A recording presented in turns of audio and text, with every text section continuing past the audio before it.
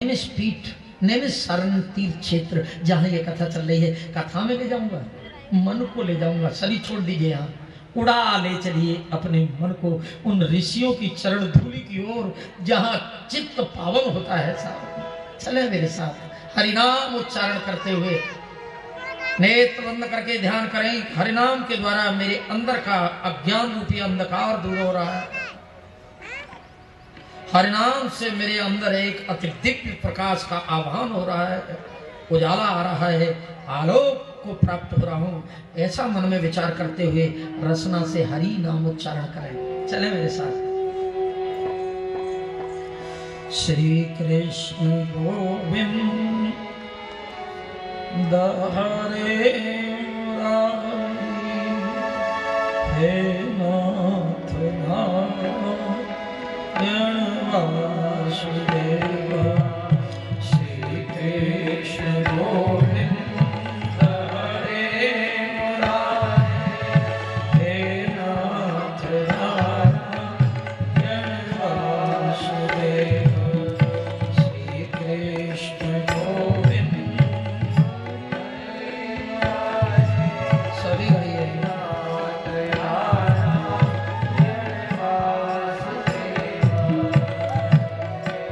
नजदीक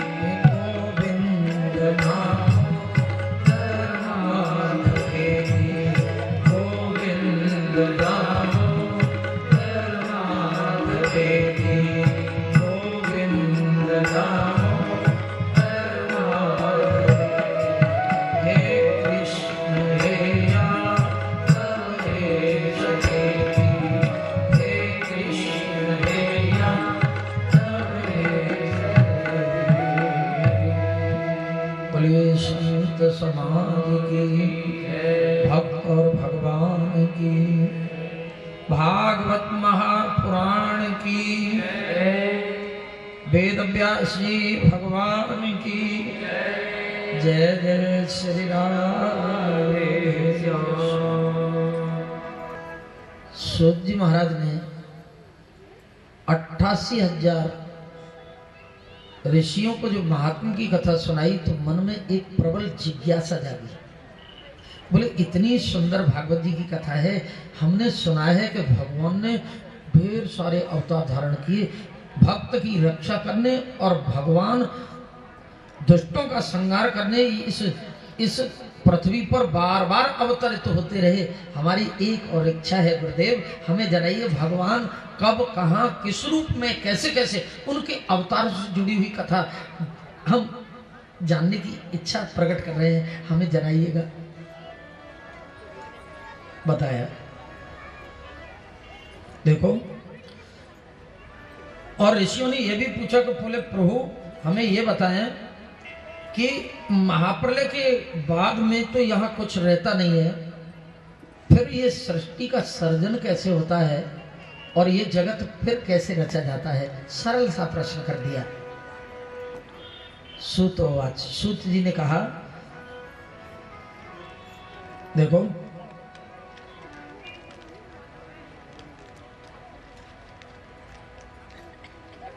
महाप्रलय के बाद में केवल एक पंच महाभूतों में से एक भूत प्रधान रह जाता है और वो है जल तत्व। पंच महाभूत जलम विलीन हो जाते हैं और जल तत्व की प्रधानता होती है तो स्वयं अच्युत परमात्मा श्री हरि इस जल में स्वच्छंद विचरण करते रहते हैं और इस विचरण करने में ही उनके मन में एक विचार आता है, मैं एक हूं। परमात्मा एक है ना, एको अहम बहुत श्यामा, एक से अनेकता का विचार आया और जब तक विचार नहीं है तब तक आविष्कार नहीं है। आविष्कार की जननी विचार है, आगे जो भी बनेगा वो विचार से बनेगा। पहले विचार बनता है तब कोई क्रिया होती है। मन में विचार आया एको अहम, मैं एक हूं, अब अनेक होने चाहिए। तो परमात्मा प्रकृति पुरुष नारायण उस विराट स्वरूप से नाभि से तुरंत एक कमल नाद निकला और कमल प्रकट हो गया।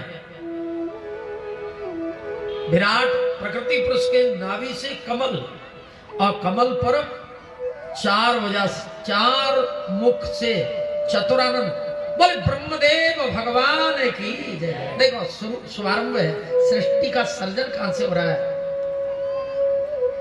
ब्रह्मा बाबा ने बाहर आके देखा तो कमल पुष्प ही केवल दिखाई दे रहा, अन्यथा तो सब जल ही जल है, चारों तरफ जल ही जल। कमल की नाल में ही प्रवेश कर गए लेकिन उसका कहीं अंत नहीं पाया। अरे भगवान की नाभि का कोई अंत है क्या? ब्रह्मा बाबा निकल कर आए ऊपर तो आवाज आने लगी, आहा बहुत सुंदर आवाज आ रही है।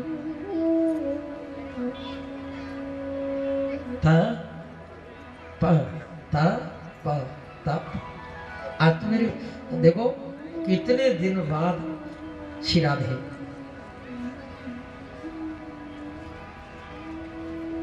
मेरे गुजरात के भक्त भी आने लगे हैं, बहुत बढ़िया बात।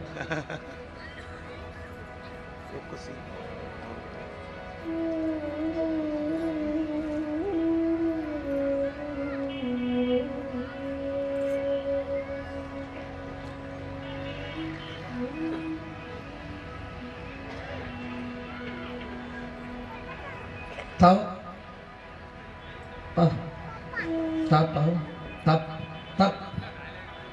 घोर तप किया ब्रह्मा बाबा ने।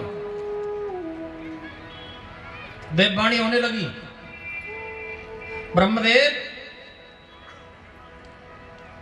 सृष्टि का सर्जन करो।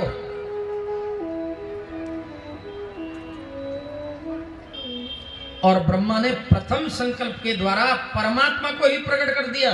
बोल गोविंद भगवान की जय। देखिए, अरे थोड़ा ध्यान दीजिएगा, परमात्मा से ब्रह्मा और ब्रह्मा से परमात्मा स्वयं आ गए, वो अंतर कुछ भी नहीं है। आप में वो है और आप भी उसी में हैं। हम उससे कोई अलग नहीं है, बिल्कुल दूर नहीं है। यहाँ ये दर्शा रहा है कि स्वयं नारायण से ही ब्रह्मदेव और ब्रह्मा से ही सनक, सनंदन, सनातन, सनत कुमार, कौमार सर्ग में सनत कुमारों के रूप में भगवान प्रकट हो गए।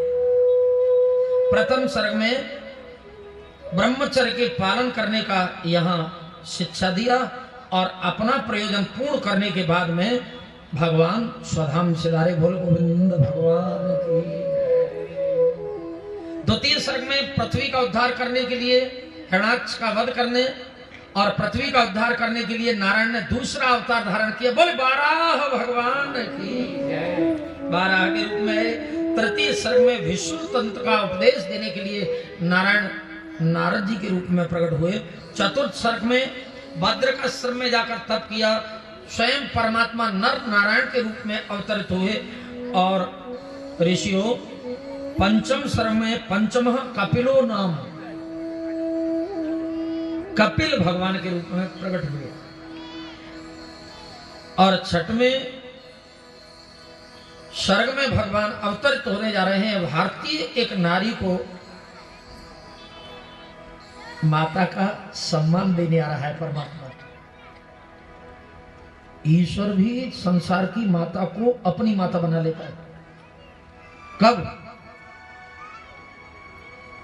भगवान तो चरित्र का निर्माण करता है। प्रेम से बोलना पड़ेगा, श्री राधे।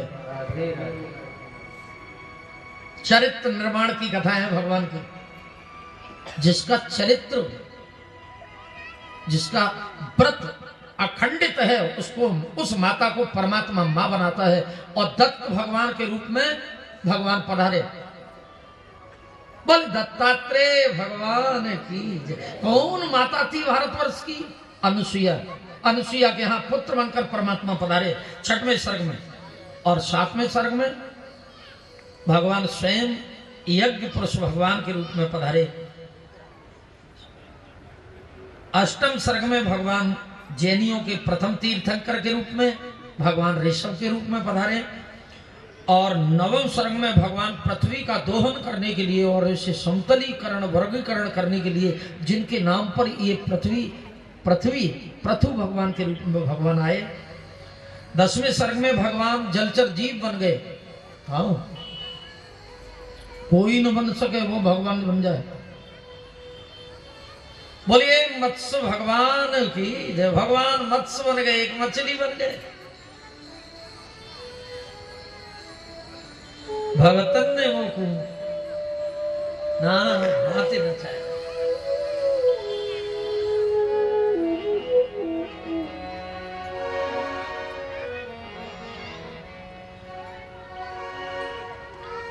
बड़ी विचित्र लीला है। परमात्मा भक्त के कारण कुछ भी बनने को तैयार है। मुक्ति मिली है लोगों को, बड़ी सरल है, लेकिन भक्ति बड़ी कठिन है। भक्त के कारण भगवान नग्न चरण वैकुंठ से भागते। अनेक कथाएं सुनना आप भागवत की। मुक्ति मिल जाती है सरल में लोगों को। मुक्ति तो भगवान के हाथ से जिसका उद्धार हो, मुक्त तो हो जाएगा, लेकिन भक्ति मिलना बड़ी कठिन है साहब। वो तो गीधराज को देता है भगवान। अबिरल भगत मांग बर गीध गयो सुरधाम।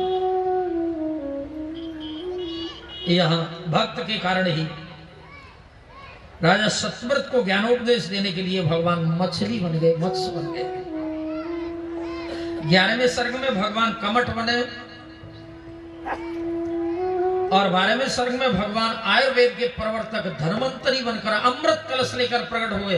बोले धन्वंतरी भगवान की। और जब अमृत कलश को दैत्य ले गए, भगवान ने देवताओं को अमृत पिलाने का वचन दिया था, तो तुरंत एक सुंदर वेश धारण किया परमात्मा। बोल मोहिनी भगवान की। भगवान मोहिनी रूप में आए। भगवान को कहीं कोई पिता बनाने के लिए जगत में नहीं मिला, तो भगवान ने स्वयं खम्बे को ही पिताजी बना लिया। एक और अवतार धारण कर रहे हैं। बोल नरसिंह भगवान की। भगवान नरसिंह के रूप में आए। निष्काम कर्मयोगी प्रहलाद के प्राणों की रक्षा की और उसके पिता हिरण्यकश्यप का वध करने के लिए खम्मा फाड़ कर प्रेरण हो गया परमात्मा। सर्वव्यापकता की अनुभूति करा दी जगत को, ये ज्वलंत उदाहरण दिया।